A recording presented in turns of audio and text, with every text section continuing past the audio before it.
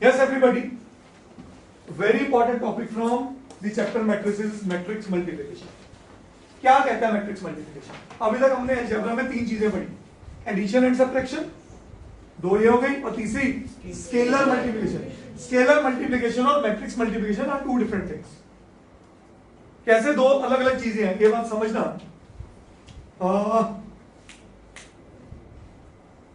How these two things are different. इसको pause करता हूं. Yes, matrix multiplication, why it is important and how it is different from scalar multiplication. Scalar में क्या था कि एक एलिमेंट, एक कांस्टेंट, एक वेरिएबल, एक फंक्शन एलिमेंट, हर एलिमेंट से मल्टीप्लाई होता है मैट्रिक्स से. तो scalar is just a quantity which is multiplied with every element. Yes, but matrix multiplication ना, it's entirely different process, different league. ये क्या कहता है? Basically it is the product of two matrices. ये दो मैट्रिसेस का प्रोडक्ट है. पहली बात ये समझना, जैसे दो वेरिएबल्स मल्टीप्लाई होते हैं, x इंटू वाई, एक स्केलर एक वेरिएबल से मल्टीप्लाई हुआ, 2 इंटू एक्स, 2x बना. तो हमने अभी तक जो खेला ना क्वेश्चंस में, वो 2 इंटू एक्स कैटेगरी करी. आज करनी है x into Y, means multiplication of two matrices. तो please write down first point. It is the product of two matrices. It is a product of two matrices.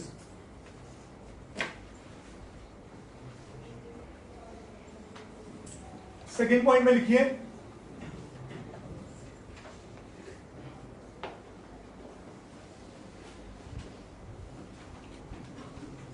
Second point में लिखिए,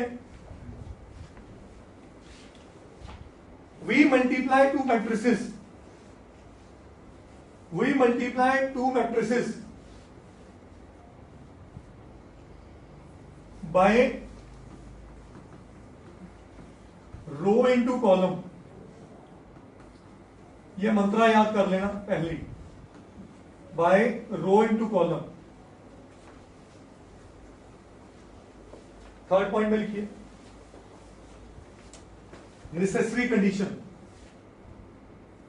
necessary condition,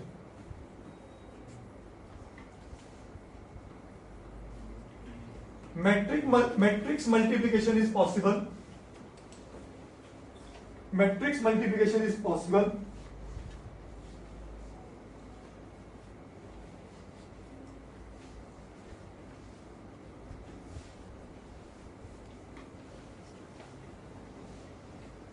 if number of rows of first matrix, number of columns of first matrix is equal to number of rows of second matrix. Number of columns of first matrix is equal to number of rows of second matrix. थोड़ी सी चर्चा में यहां रुकूंगा, ये मेरा third point को detail में समझते हैं. मैंने यहां दिखाया कि number of rose columns of first matrix is equal to number of rows of second matrix. इसका मतलब समझिएगा. हाँ, ऑलवेज स्क्वायर मैट्रिक्स.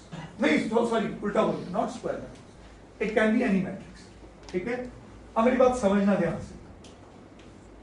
अगर मेरा ए मैट्रिक्स है, ए आई जे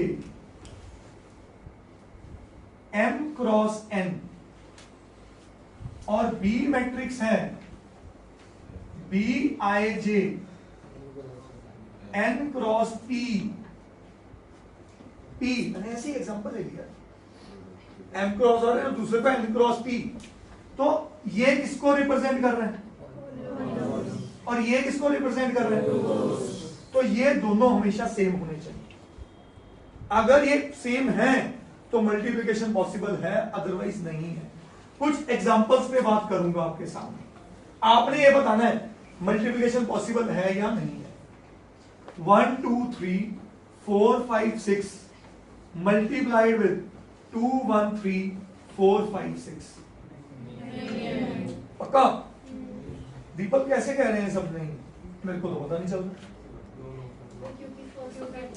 फर्स्ट का ऑर्डर बोलो 2 into 3, इसका ऑर्डर 2 into 3। ये भाई साहब आपस में रिश्तेदारी नहीं निभा रहे, सही है। और मैं पता है इसको कैसे याद करता हूँ, मुझे कॉलम रोज आज तक समझ ही नहीं आया, सच में बोल रहा हूँ। देखो किताब की बातें हैं, मुझे क्या निश्चय समझ आती है चीज कि अगर मैं इनको इकट्ठे लिख लूं m into n, कॉमा डाल के n into p, ये दोनों मीन्स वैल्यू है। ये दोनों क्या है?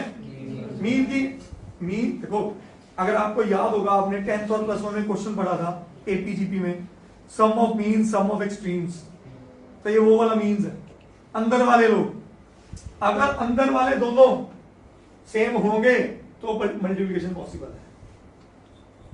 मैं पहली फिर कह रहा हूं ना, ये वो है जो बुक्स कहती हैं, शायद मेरे को भूल जाए, पर मैं ये कभी नहीं भूल पाएगा, ये कभी नहीं भूल पाएगा कि जो दोनों के अगर इकट्ठे लिख दिया जाए और जो मींस टर्म है अगर सेम होगी तो मल्टीप्लिकेशन पॉसिबल है, अदरवाइज पॉसिबल नहीं है।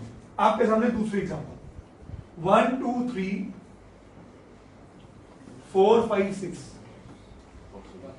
हाँ समझ आएगी?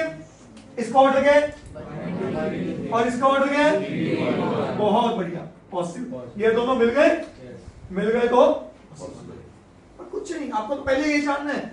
और mind my words even JEE तक खेल चुका है इस जगह पे आके, पूरा क्वेश्चन सॉल्व करने के बाद जब यहां बच्चा पहुंचा, क्वेश्चन बना नॉट डिफाइंड। लंबा चौड़ा क्वेश्चन कैरेक्टरिस्टिक इक्वेशन बनाने के बाद करते करते करते यहां तक पहुंचा एंड आंसर इज फंडामेंटल्स। याद रखो हमेशा। Is that okay? क्या है गेम समझ है? तो मेरा थर्ड पॉइंट समझ आया सब? पॉइंट नंबर 4 लिखिए। हाँ जी बोलो। हाँ एग्जाम्पल लिखो। हाँ कोई ये नहीं यार, स्क्वायर मैट्रिक्स लिख 1 2 3 4 5 6 7 8 9, ये स्क्वायर मैट्रिक्स है और एक स्क्वायर मैट्रिक्स है 1 2 3 4। हाँ भाई दोनों स्क्वायर है, तो कभी नहीं सोचना स्क्वायर स्क्वायर, भाई नहीं, यहां पे नहीं है क्योंकि 3 इज नॉट इक्वल टू 2। आपको फील ही नहीं लेनी square, rectangular, upper triangular, lower triangular, सोचना ही क्या सोचना है? अंदर वाले दोनों सेम, पहले का कॉलम और दूसरे की रोज। अब आप सोचो, मैं डेफिनेशन लिखवाते लेते खुद रुक गया था, पहले मैंने गलती से नंबर ऑफ रोज बोल दिया था पहले, फिर मैंने मन में वही कैलकुलेशन की, अंदर आगे रो होती है पीछे कॉलम, तो पहले के कॉलम दूसरे की रोज। तो याद रखो कुछ नहीं है, ऑर्डर है ना, ऑर्डर लिख दो, दोनों लिख गए, अगर अंदर वाले सेम है तो मल्टीप्लिकेशन पॉसिबल है। हाँ जो रूल है वो यही है, तभी मैं कह रहा हूं रोज कॉलम में जाओ ही ना। माइंड में वर्ड, मेरा मंत्र याद रखो, अंदर वाले दोनों बंदे सेम हैं तो मल्टीप्लिकेशन पॉसिबल है, नहीं तो नहीं है, खत्म होगी बात। हाँ बेटे मैंने आज बोला है, आज मैं मल्टीप्लिकेशन सिखाऊंगा, कल प्रॉपर्टीज सिखाऊंगा, और मैंने बहुत पहले बोल दिया था A B is may be और may not be equal to B A in matrix multiplication. और टेक्निकली गिनती के 2% केसेस में आपको A B is equal to B A दिखेगा, और 2% वो जो केस है ना मैं आपको रटा ही दूंगा, ये याद कर लो, पेपर एग्जांपल पूछी जाती है। कैसे मे बी इक्वल टू कैसे हुआ है? एक को ले ले आइडेंटिटी मैट्रिक्स, एक को जो मर्जी ले, आंसर आ गया क्या? एक को नल मैट्रिक्स ले ले, दूसरे को जो मर्जी ले ले, A B is equal to B A होगा। पर उसके अलावा भी कुछ ऐसी मैट्रिसेस हैं जहां पे ये बन जाती है, पर अभी मैं उसमें नहीं जाऊंगा, मैंने आपको 2 इजी ऑप्शन बता दिए। हाँ जी क्या बात समझ आ गई? देखो ज़ेनिथ आ जी, टेक नोट कर लीजिए, ठीक है? आओ जी पॉइंट नंबर 4 पे आ जाओ। पॉइंट नंबर 4, अभी मैंने बात किसकी की? नेसेसरी कंडीशन की, एडिशन की नेसेसरी कंडीशन थी, ऑर्डर शुड बी। अगला पॉइंट मैंने क्या लिखा था? रिजल्टेंट मैट्रिक्स, कि अच्छा अगर प्रोडक्ट पॉसिबल है तो रिजल्ट क्या होगा, हम तो उसमें इंटरेस्टेड है ना। लिखो द रिजल्टेंट मैट्रिक्स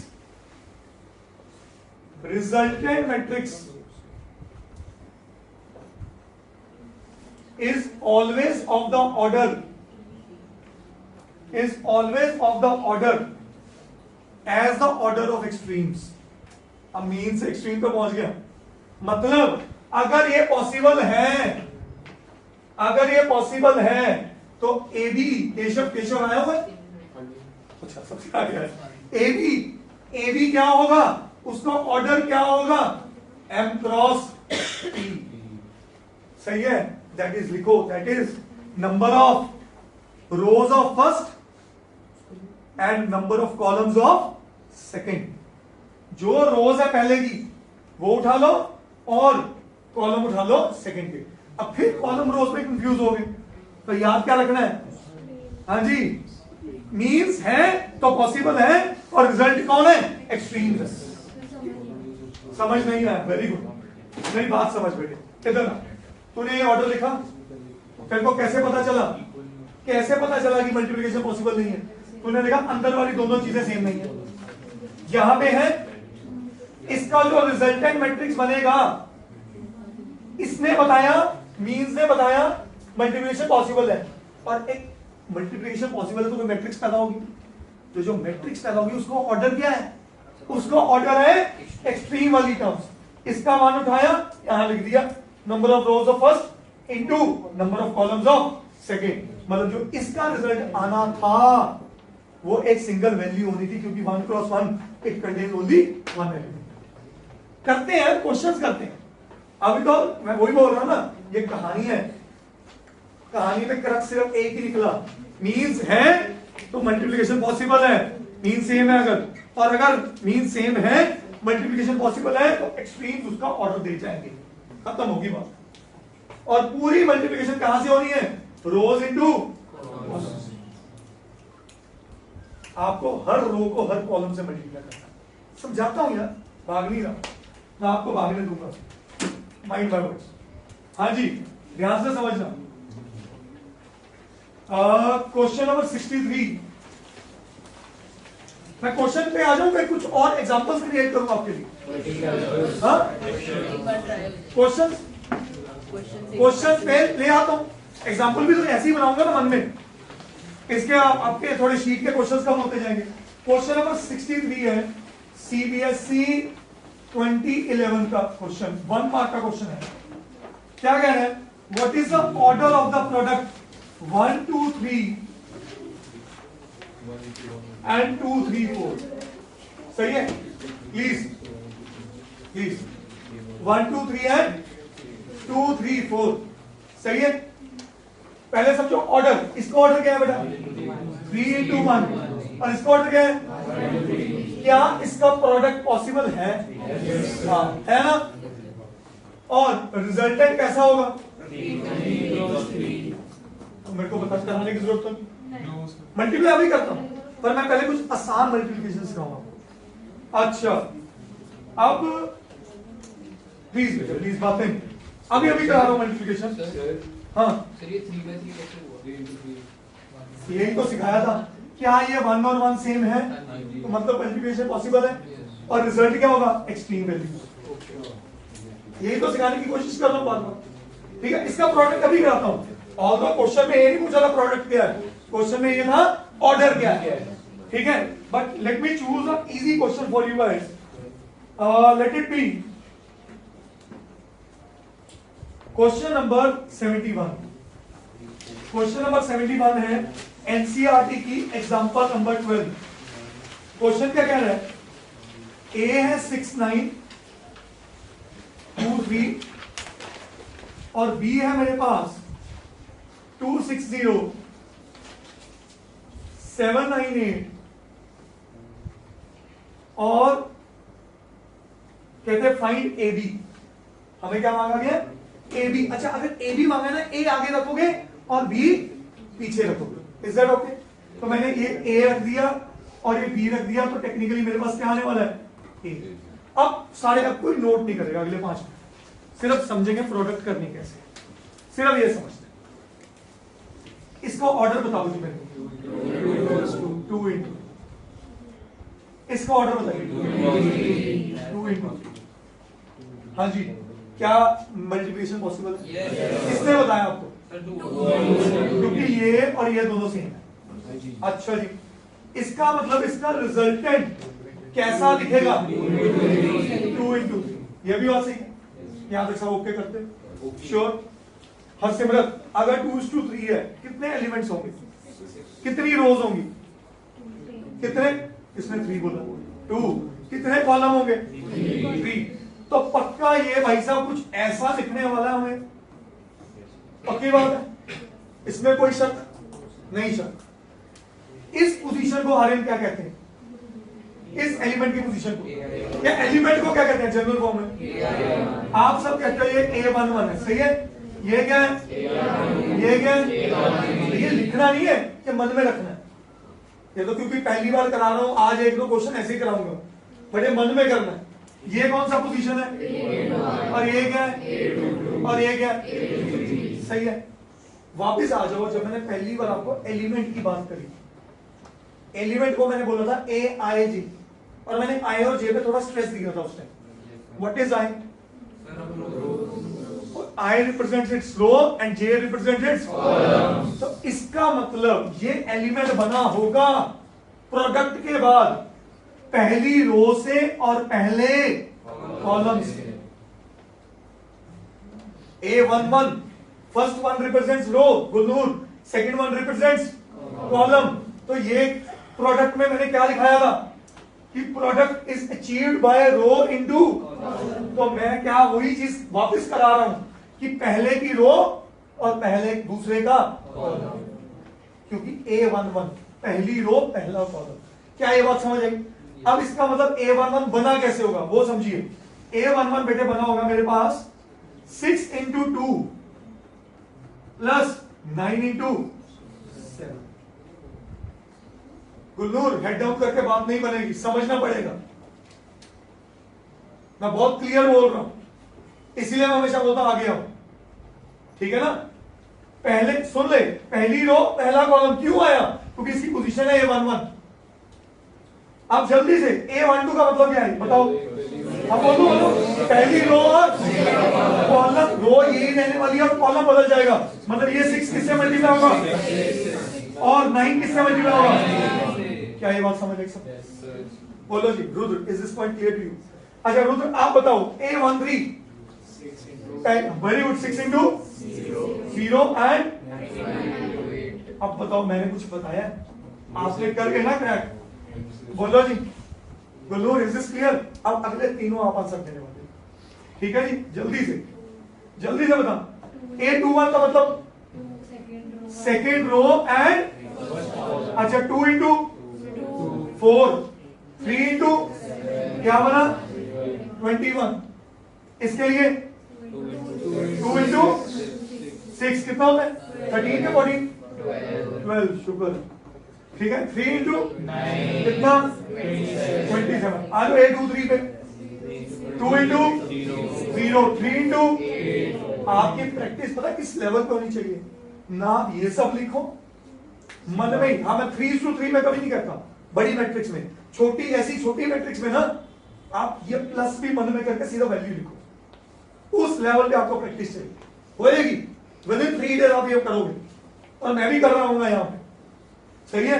अब आगे आ जाओ, आंसर क्या बना? 9 7 63, 63 प्लस 12 75, 81 एंड 36 117, 72, हाँ जी 20, 39 and that's my answer with the order of 2 rows and 3 columns। हाँ जी, पता है मैंने ये पहले क्यों कराया? ताकि मैं आपको ये इजीली समझाऊंगा, यहां मजा आएगा। ये टीचर्स के फेवरेट क्वेश्चन होते हैं ऐसे। फेवरेट क्वेश्चन क्यों समझना? 3:1 और 1:3 का प्रोडक्ट तैयार है, क्या आ रहा है कि नहीं तैयार? हो सकता है ना प्रोडक्ट जसजोत सिंह, हो सकता है ना। और रिजल्ट क्या है? 3:3। कितने एलिमेंट यार? ये तो भाई 9 एलिमेंट में खेल रहा है, सही है। थोड़े इसको कर दें बड़े मोड में। पहला एलिमेंट क्या होगा?